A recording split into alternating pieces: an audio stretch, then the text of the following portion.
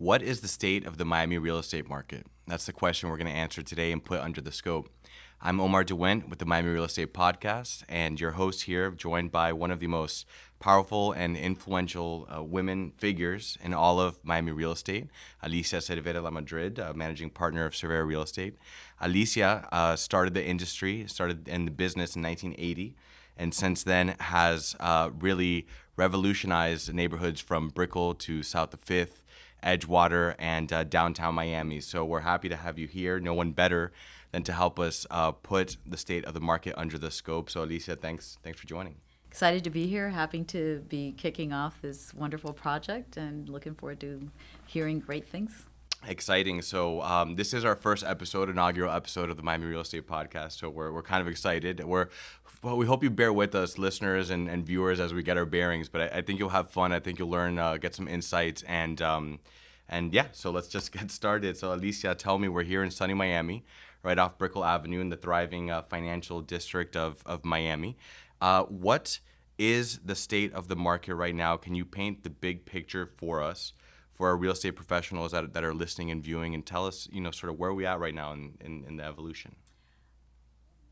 You can ask me this question almost any time, and the answer is going to be the same. When you talk about real estate market in Miami, the first word that comes to mind is exciting, because it's always exciting. The next word is ever-changing. As our city changes, and as you know, it changes very, very quickly, so does our real estate market. Some of the times we're trying to catch up with our city, and other times the city's trying to catch up with us. But it is never stagnant, and it is never dull. Okay, perfect. So what does the first half of this year tell us, of 2018? Were you surprised by anything, and sort of what activity are you expecting for the rest of 2018? Well, I'm surprised every day when I come to work. Again, it has to do with how vibrant and dynamic our city is. So for 2018, I think the good news is that we're beginning what I'm going to call the second cycle after 2008/2009 with the recession. So we're through that first cycle. I think we saw the bottom of that at the end of 2017. Some might argue was the beginning of 2018. But what I'm seeing is a market that is on the move again, more actively than it was at 2017 and perhaps even the end of 2016. So walk me through those three cycles, I guess, because I think there's, as a consumer, maybe there's some confusion or thought that, the crash, and is the crash going to happen again? But how has, what have we learned, and how have those cycles changed? Well, I think we learned a lot, not just in Miami, but certainly in the United States and probably most of the world. We learned a lot about the instability of institutions that we thought were unfailable, if you will. And in Miami, because we were such a young city, we had a huge advantage in being able to modify our model tremendously and result in a lot of development in a very quick time, because we're still growing very, very quickly. So at the end of the last cycle, at the end of 2008, 2009, what we learned is that leverage can be very tempting, but it's not always very good. Mm-hmm. And that we also learned that Miami has the ability to absorb much more inventory than anyone could have imagined. Okay. That in this town, if you build it, they will come, and they come quicker than one may think. That's just a fact in this town. And we also learned that we were able to finish our projects so that our developers truly delivered. Mm-hmm. Our banks failed us, and our buyers failed us because they were not able to come to the closing table, either because of lack of loans, because the banks went away, or because of lack of security in the marketplace in general. We reacted very quickly to those hard-felt lessons and painful lessons and reinvented our model. So when we started the cycle in 2009, 2010, when I got that first phone call saying, Alicia, I think we're ready to build again, and I said, we are? How, really? And they said, yes, we're ready to build because our occupancy rate is north of 90%. So if we don't start building now, we're not going to have enough housing for the people that continue to move to the city. And the city continues to grow at a very fast pace. And in fact, that occupancy quickly went from just over 90 to just under 100%. It went up to about 97, 98%. So when people started to cut you off, people think that there's too much inventory. The reality is that the buyers own the property. Maybe they have it for sale, but there's a renter there, currently? Yes. What in the short answer is yes. What happened in 2008, 2009 is that the buyers who ultimately wound up buying these units paid cash. Mm-hmm. There was no financing available, and as a gateway city and an international city, we were able to attract a lot of buyers that came in with cash. And what they found was the perfect buying condition. Mm-hmm. They had a city that was very undervalued. They had a dollar that was very undervalued. So they came in with strong currencies in their own country to buy into a very inexpensive product in a city that they recognized was a global city and was going to do nothing but go up. So rather than sell our inventory to hedge funds that would come in and buy 100, 200, 300 units at a time, we actually sold our units 1, 2, 3 mm-hmm. units at a time. So it's a very diversified set of owners. No one here is controlling the Miami market. It's thousands of people that came in and bought, as we used to say, onesie-twosies. And now they own their onesie-twosies. They own them, for the most part, free and clear. Mm-hmm. And then different decisions are made based on the personal needs of these individuals. Some have moved in, some have rented them, some have gifted them to kids, some have sold them over time. And the thing that was critical, and the question that we kept asking ourselves over and over, and that the rest of the world was asking, is who is going to live in these units? And the reality is that they're full. And that's key. And one of the things that I learned was that while sales are important, occupancy is critical. Mm-hmm. Because if something is empty, it is not going to appreciate. So when a city is full and there's demand and people are pushing that demand because mm-hmm. they need a place to live, then for sure appreciation is imminent. That's a fact. So occupancy is key. I think the numbers back that up. Last week we were at Brickell City Center for the Miami report. And I think the number was appreciation was 230% in the last 25 years, an average of 9%. So obviously the occupancy is supporting that. Do you want to say something about that, or? But yes, I think the appreciation, to have a sustained appreciation of sure. just north of 9% is amazing. The occupancy rate is so strong in the mm-hmm. city. And what happens that confuses people is that since buildings start when the market is ripe, you have several buildings starting at the same time, mm-hmm. which means you have several buildings delivering at that same time. Mm-hmm. And those several buildings can result in, pick a number, 1,000 units being delivered at one time. So when somebody looks at that snapshot, on June 27th, there was 1,000 units available on the market, it sounds like a lot. But what they don't realize is that they weren't available on June 26th because the buildings got their TCO on June 27th, right. or within months of each other. But it's very close, and certainly within 6 months of each other. And the question is, how long does it take those 1,000 units to absorb? Mm-hmm. So let's say that it takes 5 or 6 months. That's a huge absorption rate. And what we were shown is that Miami in 2010, 11, 12 was absorbing about 2,000 units a year. So when we started building this time in 2009, 2010, we were way behind the ball, way behind the ball, which is why our occupancy has never gone up, even as we're delivering these buildings. Today I finished a meeting with some developers that are finishing a rental building. It has 350 units. They haven't gotten their TCO yet, mm-hmm. which means people can't start moving in. Sure. They're hoping to get it in a week or two. They have over 200 units pre-leased. Wow. It's a wow. So that's the magic of our city. It's not only people that are moving from abroad or from the Northeast or from the Midwest or from wherever. It's also people who live in Miami currently mm-hmm. that don't like commuting for 2 hours. Right. So they're moving into the city, and once they get here, they fall in love with the urban lifestyle, and so they figure it out. Lots of families. Yeah, exactly. I thought it was hilarious. Every single picture was with a stroller. I'm going, what? They're discriminating against me. I'm way past the stroller stage. But it's a very interesting story, and that trend is certainly going to continue. Mm-hmm. And we're seeing that as lots of demands and pressures being put on the city to grow our elementary schools and our middle schools, mm-hmm. so that there's more and more options for all of these stroller kids to stay in the city. So let's I want to talk about something that you just touched on that gets a lot of sort of negative attention, I think, in the news, and that's, you talked about cash buyers. So we've seen a lot of negative headlines that say about dirty money. What is your take on dirty money essentially and how it factors into Miami real estate? I think that there's always been dirty money in the world, right? Mm-hmm. People make money in lots of different ways. I think there's way more clean money than there is dirty money.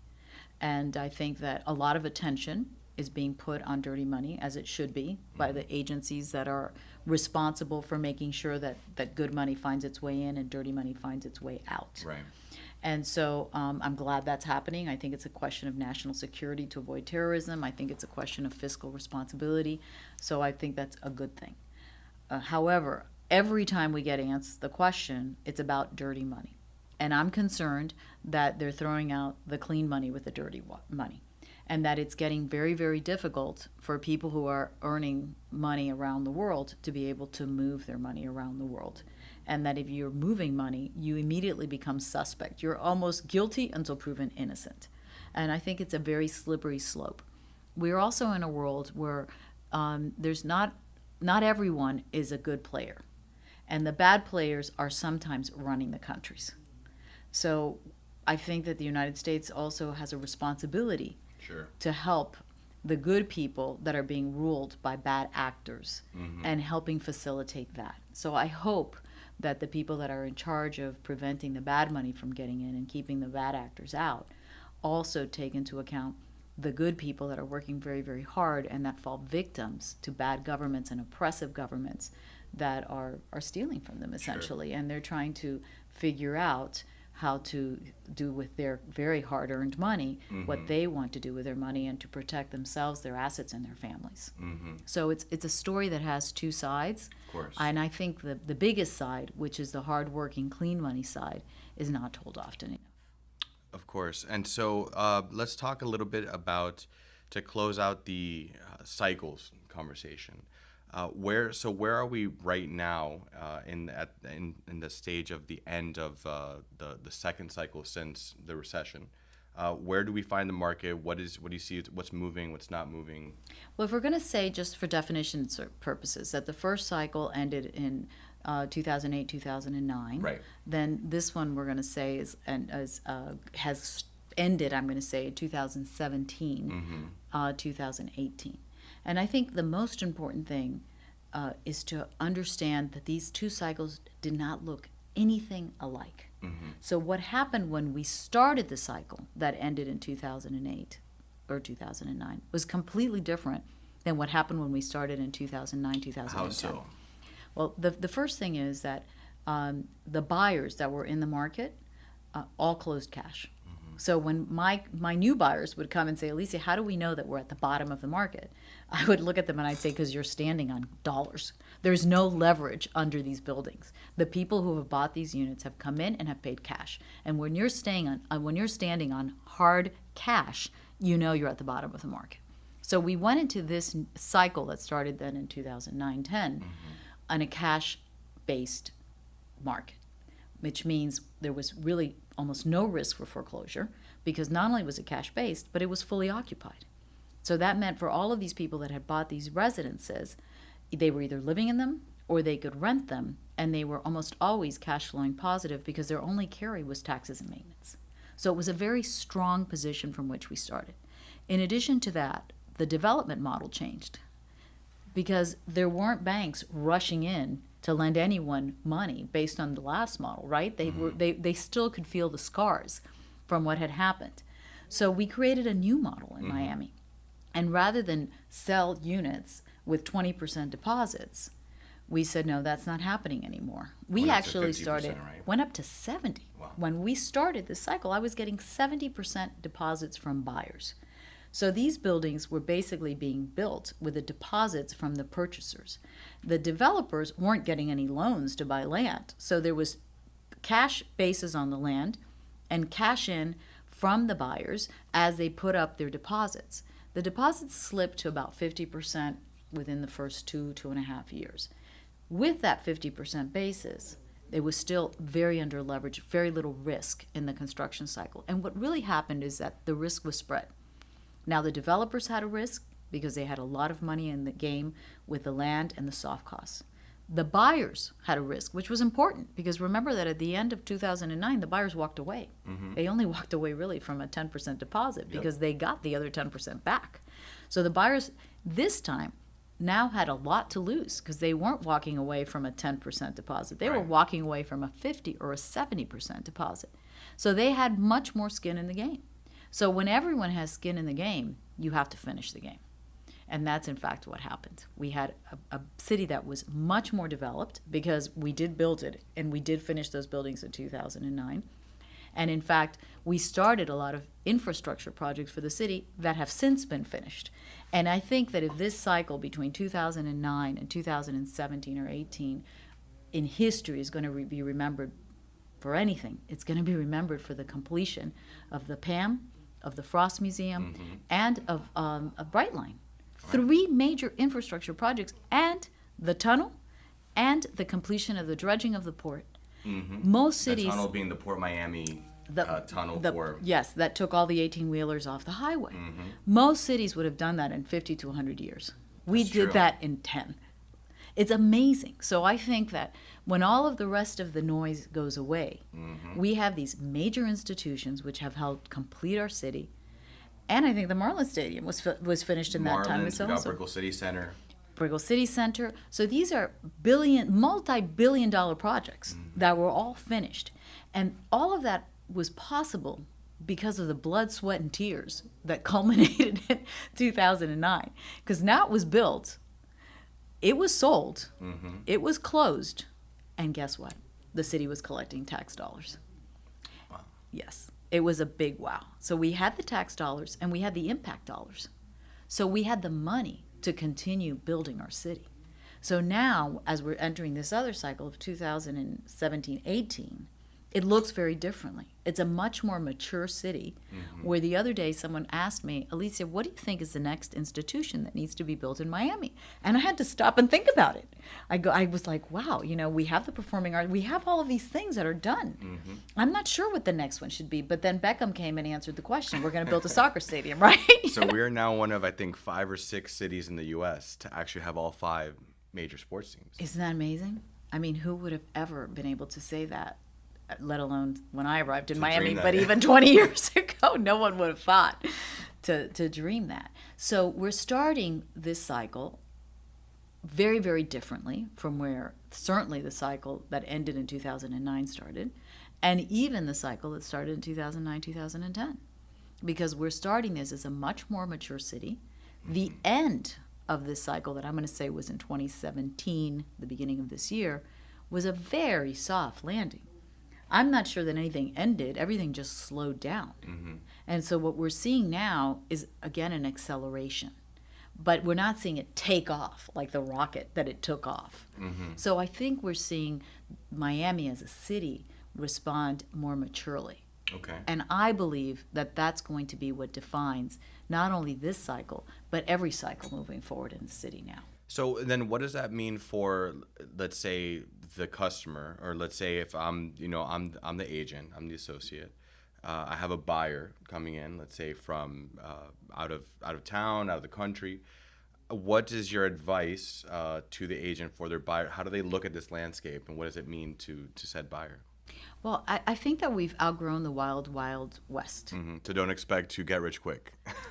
It can happen. There's pockets of opportunities in every market. Sure. And there's still emerging markets within Miami that are going to provide some interesting opportunities to have more appreciation than that 9%. What is the biggest emerging market right now for you? Aha. Just have to throw that in there. I knew that was coming. Look, I think there's great opportunity in Buena Vista. Okay. I think there's a lot of opportunity on the river still. I think there's great opportunity in Little Havana, the Miami River. Little Havana, I think, has a lot of opportunity as well. So there's still areas that I think we're going to see tremendous opportunity. I think downtown, too, that hole in the donut in downtown, it still needs to be filled. There's a lot of interesting things, and around that it will go. I think any location next to a metro station or the future metro stations figured out is going to be opportunity for great growth, because that will happen. We are going to have more massive transit, and that is going to become areas of concentration and tremendous growth. That is a good point. And I know is it the Bay Line? Or no, the Underline is going to beautify. It's a project to beautify under the metro. Under the metro. So the underline will cause some appreciation, and if it has any correlation to what's happened with the High Line in Manhattan, the appreciation is enormous. Right. So that's a beautification project and an enhancement project.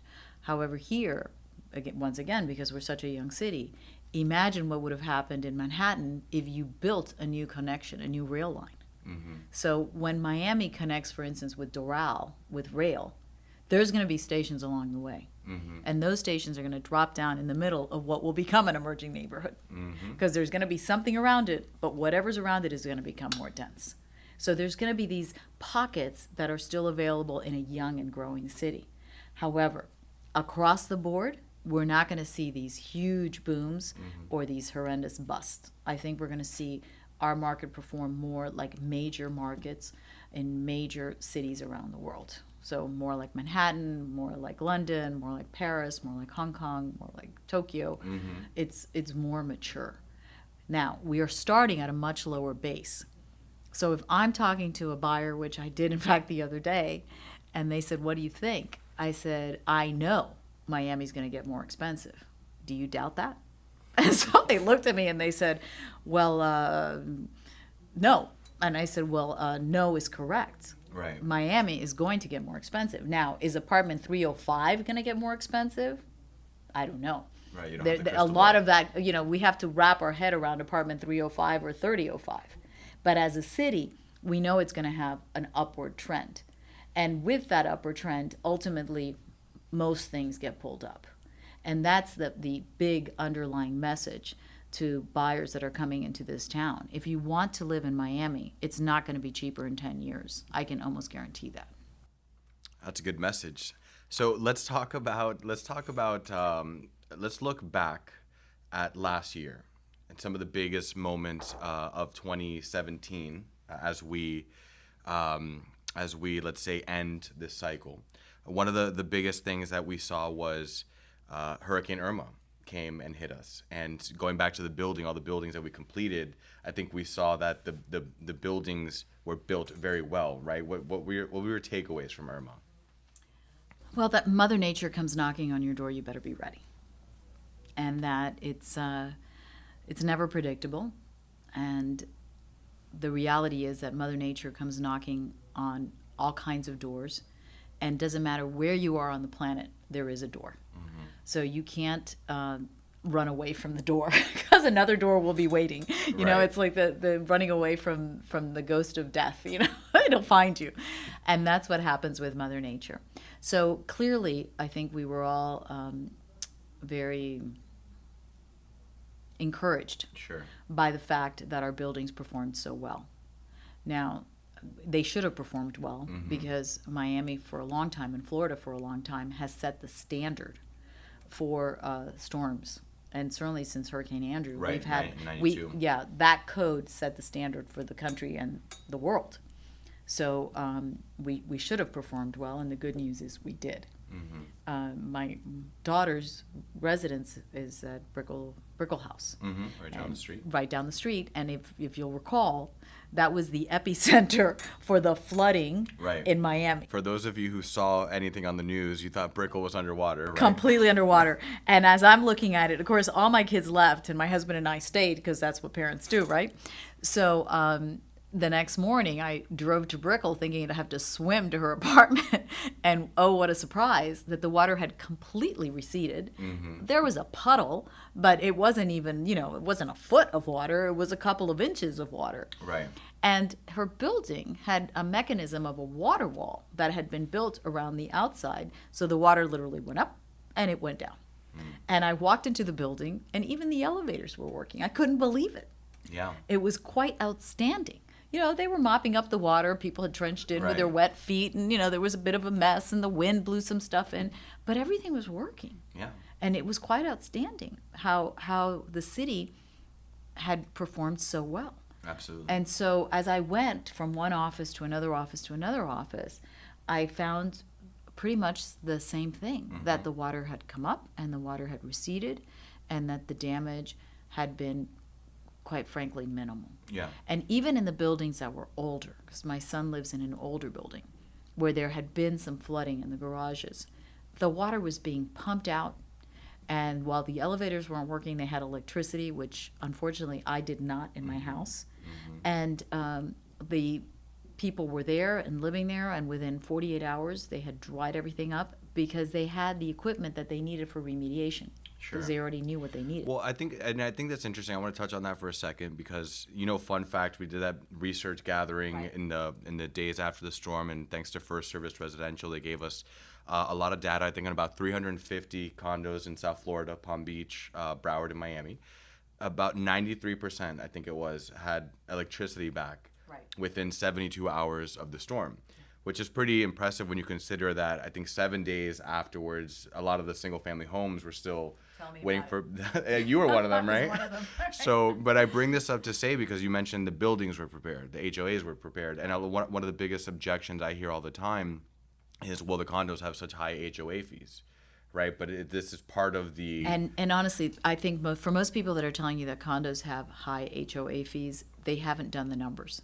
And by that I mean they haven't compared what it costs to live in a house with the level of service that you get in a condo and it does to live in a condo. Because when I moved out of my condo and moved into a house, my homeowner's fees went way up because I was now paying for all of those services personally. So the pool guy, the gardener, the pesticide guy, the termite guy, it just goes on and on and on. Right.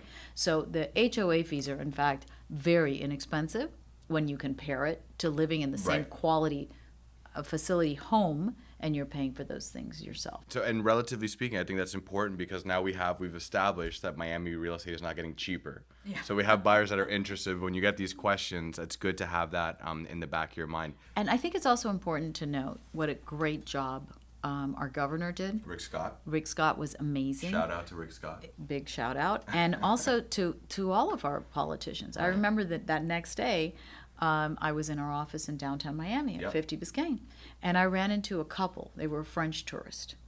And so I went outside. I said, "How are you doing?" They said, "Oh, we're staying at the Marriott. I said, "Oh my gosh, I'm so sorry that you're visiting our city in the hurricane." He says, "We're really happy that we were here."